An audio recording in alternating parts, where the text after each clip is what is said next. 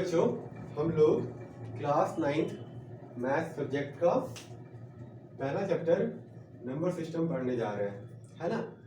तो number system में क्या है, नंबर्स को क्लासिफाई किया गया है और उसके बारे में जानकारी दी गई है, ठीक ना। और उसके बारे में आगे एग्जाम्पल्स, एक्सरसाइजेस है, क्वेश्चंस है, ठीक है। चलिए देखिए, नंबर सिस्टम सबसे पहले रियल नंबर है। रियल नंबर को आप दो भाग में, सबसे पहले आपके एनसीईआरटी में कैसे दिया गया है, एक नंबर लाइन है, ठीक है ना। उसके बाद इसको क्लासिफाई करते करते आगे बताया गया है कि नेचुरल नंबर क्या है, इंटीजर क्या है, होल नंबर क्या है, रेशनल नंबर क्या है, ठीक है। और उसके बाद इरेशनल नंबर को पढ़ाया गया है। तो हम लोग को भी इस चैप्टर में इरेशनल के बारे में पढ़ना है। रेशनल का इंट्रोडक्शन दिया हुआ है। तो रेशनल नंबर क्या होता है, रेशनल नंबर हमारा होता है, ठीक है, जिसको हम p बाई क्यू के फॉर्म में लिख सकते हैं, p बाई क्यू के फॉर्म में लिख सकते हैं, सॉरी p बाई क्यू के फॉर्म में लिख सकते हैं। और q is not equal to zero. इसका मतलब ये है q is not equal to zero, मतलब यहाँ जीरो q नहीं हो सकता है। q की जगह मान लीजिए कोई नंबर लिखे 2/3, ठीक है, तो ये चलेगा, ठीक है, ये चलेगा। यहाँ 8/11 है, 11/15। लेकिन अगर हम कोई नंबर लिखते हैं 3/0, ये नहीं चलेगा। इसको हम रेशनल नंबर नहीं कह सकते हैं, इसको हम रेशनल नंबर नहीं कह सकते हैं 3/0 को। क्यों? क्योंकि आपको बताया गया है कि रेशनल नंबर क्या होता है, जो p बाई क्यू के फॉर्म में हो और q जीरो ना हो, ठीक है। ये फॉर डिनोशन है, मतलब फॉर डिनोट करने के लिए है। ये जो p है आपका, ये डिनोट करने के लिए है न्यूमरेटर को, और q डिनोट करने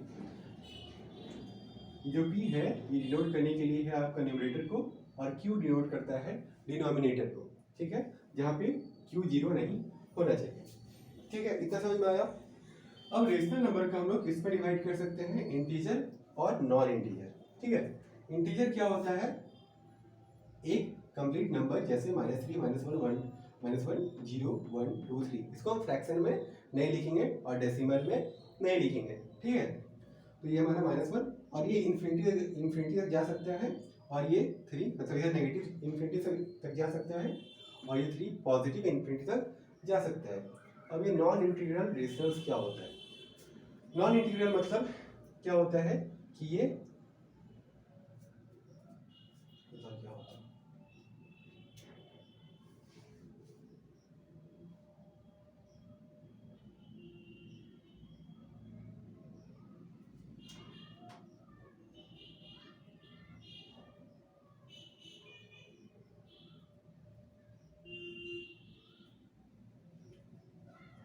चलिए। तो नॉन इंटीग्रल रेशनल्स क्या होता है, जिसको हम फ्रैक्शन में लिखते हैं। फ्रैक्शन मतलब इसको डिवीजन में लिखते हैं, ठीक है, जिसको हम डिवीजन में नहीं लिख रहे हैं, है ना। चलिए, इसको हम डिवीजन में लिखते हैं। इतना समझ में आया। फ्रैक्शन मतलब, फ्रैक्शन और डेसिमल में कंफ्यूज मत होइएगा। फ्रैक्शन हम ऐसे लिखते हैं, और डेसिमल 3.9 ये डेसिमल का एग्जाम्पल है, 3.9 ये डेसिमल का एग्जाम्पल है, 2/3 ये फ्रैक्शन का एग्जाम्पल है, ठीक है। तो हम नॉन इंटीग्रल्स को क्या करेंगे, नॉन इंटीग्रल रेशनल्स को फ्रैक्शन में लिखते हैं और इसे फ्रैक्शन में नहीं लिखते हैं। अब इंटीजर जो है हमारा 3 भागों में बढ़ता है। इंटीजर -∞ से -1 तक, मतलब ये अगर हम -1 से यहाँ से स्टार्ट कर रहे हैं, तो ये आगे की ओर क्या जाएगा, ये हमारा नेगेटिव इंटीजर्स होगा, ठीक है। फिर उसके बाद फिर क्या होगा, ये हमारा नेगेटिव इंटीजर्स, ये -1 से इधर आगे -∞ तक जाएगा, जीरो, ये जीरो हमारे बीच में है, और ये जो पॉजिटिव इंटीजर है ये 1 से लेके आपका इधर तक जाएगा, है ना। पॉजिटिव इंटीजर आपका 1 से इन्फिनिटी तक जाएगा। इन्फिनिटी का साइन क्या होता है, ये होता है इन्फिनिटी का साइन, ठीक है, ये होता है इन्फिनिटी का, माफ कीजिएगा, ये होता है इन्फिनिटी का साइन, ठीक है।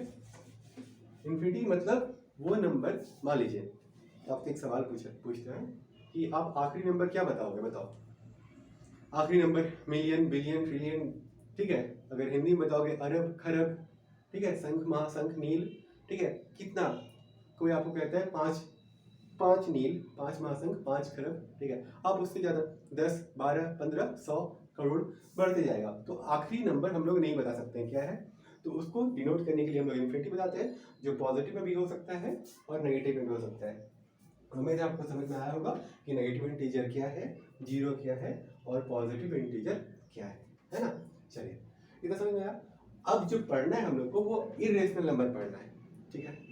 तो आप रेशनल नंबर को कैसे डिनोट करते थे, p बाई क्यू के फॉर्म में, जहाँ q जीरो नहीं हो सकता है, q जीरो नहीं हो सकता है, मतलब हम ऐसा नंबर नहीं लिख सकते हैं रेशनल को दिखाने के लिए 3/0 नहीं लिख सकते हैं, ठीक है। चलिए 3 बाई रेशनल नंबर नहीं लिख सकते हैं, है ना। चलिए तो 3/0 नहीं लिख सकते हैं। अब इरेशनल नंबर क्या होता है, बहुत ही इंपॉर्टेंट है, ध्यान से सुनिएगा। जब आप इरेशनल नंबर को लिखते हैं तो आप उसको इंटीजर में नहीं लिख सकते हैं, उसके फ्रैक्शन को मान लीजिए ये आपका कोई ऊपर नंबर है, कोई नीचे नंबर है, उसको आप इंटीजर के फॉर्म में नहीं लिख सकते हैं। आप -3 -2 -1 मतलब आप 2 बाई कोई इंटीजर ले लीजिए 2 और कोई इंटीजर ले लीजिए 3। आप यहाँ पे क्या यूज कर रहे हैं, 2 हमारा क्या है, ये इंटीजर पार्ट में आता है, ये इंटीजर पार्ट में आता है, मतलब आपका इंटीजर पार्ट कितना है यहाँ पे, ध्यान से देखिएगा, ठीक है ना।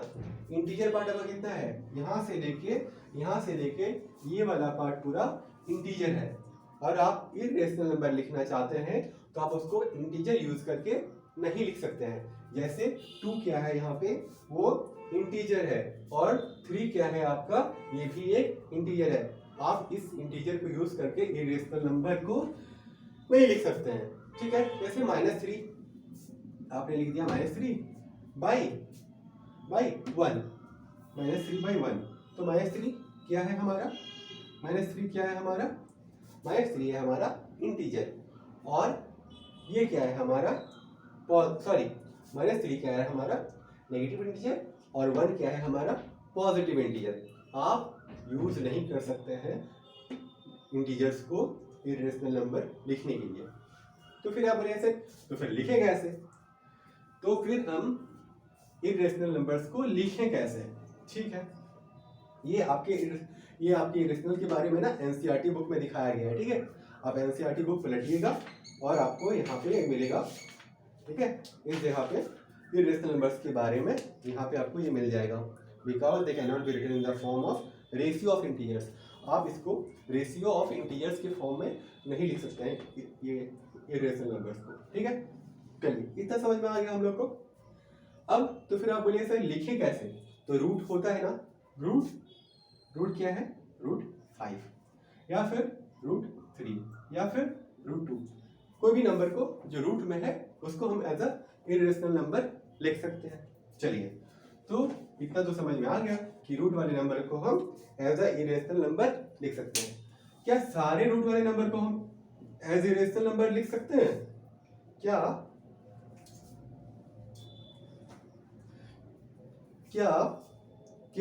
सारे नंबर को हम सारे रूट वाले नंबर को एज इरेशनल नंबर लिख सकते हैं। तो देखिए मान लीजिए ये √4 है, ठीक है। अब √4 को आप कैसे लिख सकते हैं, 2 तो लिख सकते हैं। √4 का मतलब इसका स्क्वायर रूट क्या होता है, 4 का स्क्वायर रूट या 4 का रूट क्या होता है, 2 होता है। तो ये तो 2 हो गया, ये तो इंटीजर हो गया, ये क्या हो गया, पॉजिटिव इंटीजर हो गया, और ये भी हमारा इरेशनल नंबर नहीं है, ठीक है। अब मान लीजिए रूट क्या है, 16, ठीक है। 16 का रूट क्या होता है, 4 होता है, तो ये तो हमारा क्या हो गया, पॉजिटिव इंटीजर। अगर ये पॉजिटिव इंटीजर हो गया तो इसको भी हम इरेशनल नंबर नहीं कह सकते हैं, ठीक है। तो इतना तो समझ में आ गया, ठीक है। अब आगे क्या है, आगे है 8। मान लीजिए हम 8 लिखते हैं, ठीक है, √8 लिखे। अब आप √8 को क्या लिख सकते हैं, √8 किसका, एक्चुअली 8 का रूट क्या होता है देखते हैं, ठीक है। आप 8 लिखे, सब्स्टिट्यूटेड नंबर से डिवाइड कर सकते हैं, ये 4, फिर से 2 से डिवाइड कर सकते हैं 2। अब 2 × 2 × 2, तो रूट कैसे निकालते हैं, पेयर बनाते हैं।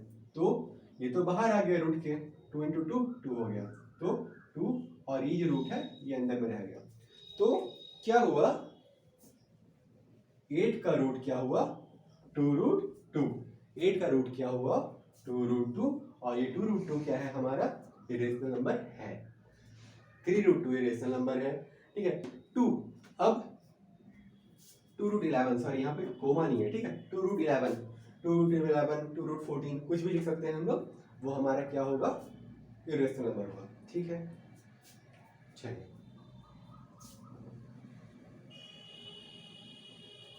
अब यहाँ पे ध्यान से देखिए, यहाँ पे क्या है, 0 है, ठीक है, फिर -1 है, -2 है, -3 है, नंबर लाइन आगे इधर बढ़ रही है इन्फिनिटी की ओर। इधर क्या है 1, इधर क्या है 2, इधर क्या है 3, इधर 4 होगा, 5 होगा, इन्फिनिटी तक होगा। ठीक है, अब एक चीज आप समझिए, यहाँ पे नंबर लाइन है, यहाँ पे 1 है, सॉरी यहाँ पे 0 है, यहाँ पे क्या है -1 है, इधर तो -1 होगा ना। आप यहाँ पे 3 लाइन दिया गया है, यहाँ पे इसके बीच 2 लाइन दिया गया है। ठीक है, तो इस लाइन को और इस लाइन को आप क्या लिखिएगा, यहाँ पे कौन सा नंबर लिखिएगा और यहाँ पे कौन सा नंबर लिखिएगा, ये बताइए। ठीक है, तो आपको हम बताते हैं कि इसको आपको क्या लिखना होगा, क्या लिखना होगा आपको, इसको आप लिखिएगा -1/3 और इसको क्या लिखिएगा -2/3। ऐसा क्यों लिखिएगा, देखिए ये यहाँ से एक आगे बढ़ रहा है तो 1 हो रहा है, यहाँ से और एक आगे बढ़ा तो 2 हुआ, यहाँ से और एक आगे बढ़ा तो ये क्या होगा -3, और नीचे में तो 3 कंटिन्यू हो ही रहा है, तो 3/3 जब आप लिखोगे तो ये क्या हो जाएगा, इक्वल्स टू -1। क्या ये वैल्यू -1 है ना, ये वैल्यू कितना है -1। तो ये समझ में आया क्यों लिख रहे हैं इसको -1/3 और इसको 2/3। अब समझना होगा कि इसके बीच में कितने लाइंस होंगे, तो फिर कब -1/2 या 2/3 या 4/5 या कब क्या लिखना होगा वो हम लोग आगे समझेंगे। ठीक है, यहाँ पे क्या लिखना होगा वो आगे समझेंगे।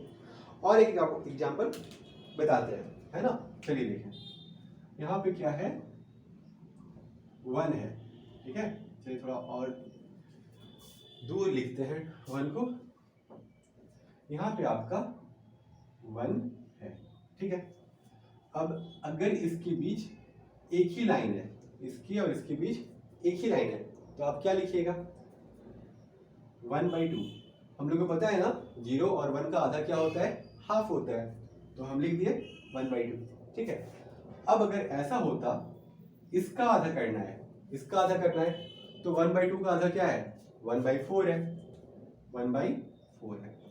तो ये तो हम लोग को पता है कि अच्छा 0 से 1 का आधा हाफ होता है तो 1/2 लिख दिए, फिर 0 से हाफ का आधा 1/4 होता है तो 4 लिखिए। लेकिन अगर ये बहुत बड़े 3 4 या 5 नंबर पे या 4 और 5 के नंबर पे के बीच होना चाहिए, या 5 और 6 के बीच में लिखना है, और उसके बीच में 3 4 लाइन है और उसको हमको कोई नंबर देना है, कोई नंबर डिनोट करना है, तो कैसे करेंगे ये आगे हम लोग सीखेंगे। फिर बहुत कुछ है, terminating number, non terminating number, ये सब रेशनल इरेशनल के बारे में बहुत सारा क्वेश्चन है, हम लोग आगे बनाएंगे, है ना। चलिए